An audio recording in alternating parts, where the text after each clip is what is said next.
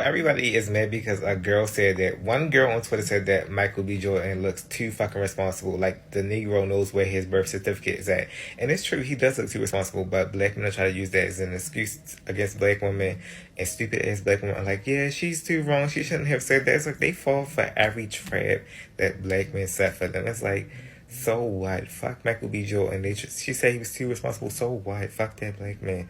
But y'all always fall for the trap that these Negroes set for you. So Bad Baby Danielle regularly exposed that Kodak Black had a basically illegal relationship with her. Like she was very underage. He was a grown man when he met her, and she was having a sexual relationship with him. And I say all the time that black men are predators, all black men are predators, all heterosexual black men. It's like this is what they do. They like to have sex with little girls, especially little white girls. Like Lil Boosie said, he like high school white girls. Stay away from these super predators. So Saucy Santana was shot by a criminal heterosexual black man. And it's very sad because a lot of black queer people want to be pro-black. And it's like, this is what happens. This is what happens when you want to be pro-black. They shoot you. If black men run around killing themselves, they're definitely going to kill you too. It's like, they really shot him in his arm. Two of his friends were shot. They were put in an ambulance. And they were really trying to kill this guy just because he's gay and because he's black. And it's like, just don't hang around heterosexual black people. They don't like you. They don't like you at all. They don't like that you're feminine and flamboyant. Stay away from them.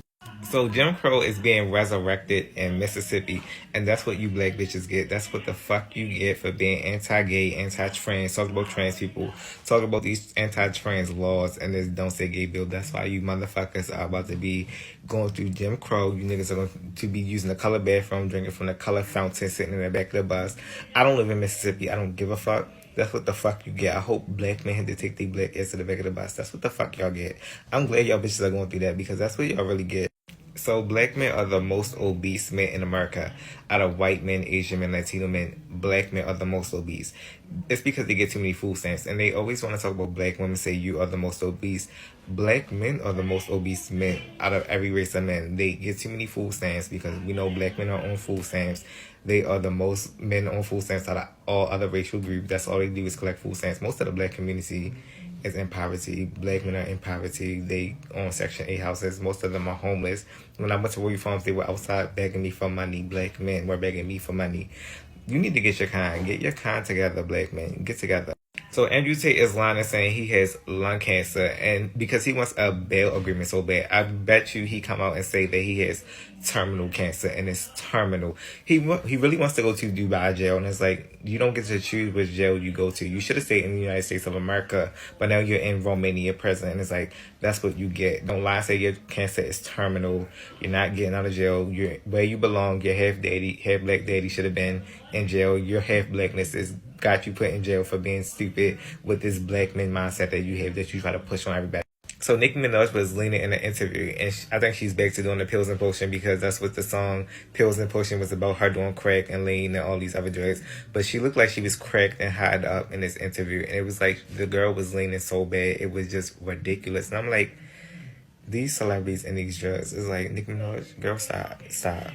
So there were black men in my American economics class denying that the United States government is in debt. They were like, how are we in debt? Can't you just print off more money? How is the U.S. in debt when you can just print off more money? I don't believe that. And I was like, these niggas don't know anything about inflation. Obviously, we're in debt. We're in debt $1 trillion, but they were adamant on telling the professor that we are not in debt. They don't believe that we are in debt because we could print our own money. But they don't know anything about inflation. Obviously, we are in debt. We are really $1 trillion in debt to China. But it was just so annoying. It was like, isn't basic economics a requirement for this class? Like, why are they asking this stupid question in fucking college? It's just like, they're so fucking annoying, black men, heterosexual black men. So Megan Hall said that she was being groomed by predatory black men in the police force because I think she got fired because she was having an affair with the officer, and most of them were black men. I think it was 4 black men, and they were married black men, just like she was married. So she said she was being groomed by these men, and now she filed a lawsuit, and I hope she wins. She called them predators, which they are. They are super predators, just like Joe Biden said. Black men are predators, and I'm glad she exposing them for being predators, and I hope she wins this case against them. So black men are self-hating. All they do is date outside their race. But it was funny because it was this black man on Tasha Tasha G or something like that channel, Kendra G, and he was basically talking about how he always only been with white women. He was with a white woman, and she was a baby mother because she dated another black man. They turned everybody into baby mothers, and then on top of that, she cheated on him with his cousin, the whole marriage, and it wasn't even a real marriage because she never finalized it because she ripped up the marriage papers. And I was like, that's what the fuck he get. That's what that Negro get. And he was like, well, the last white girl I was with, she called me a nigger, and I'm tired of being called the N-word, and I want to find me one of my black sisters. And they try to use that sister term. Don't fall for that sister brother stuff. And then on top of that, it was like, that's what he get. They always cry Emmett Till. They always go to these women, and don't nobody want them. I don't want black men either. I don't date them, but that's what they get. So I don't drink or smoke or anything, but growing up, I always thought that drugs and alcohol, that was for the weak. That was for people that wanted to escape reality and people that could not deal with real life. And I really never liked drugs or alcohol or smoking. That's not for me. I'm not ever going to be into it. I was never curious about it. But as you grow up, you learn that some people do these things for social reasons, just to be social and to party and stuff. But then you have other people that do it to escape reality. But I don't know. I'm just never going to want to try drugs or alcohol or anything or cigarettes, nothing.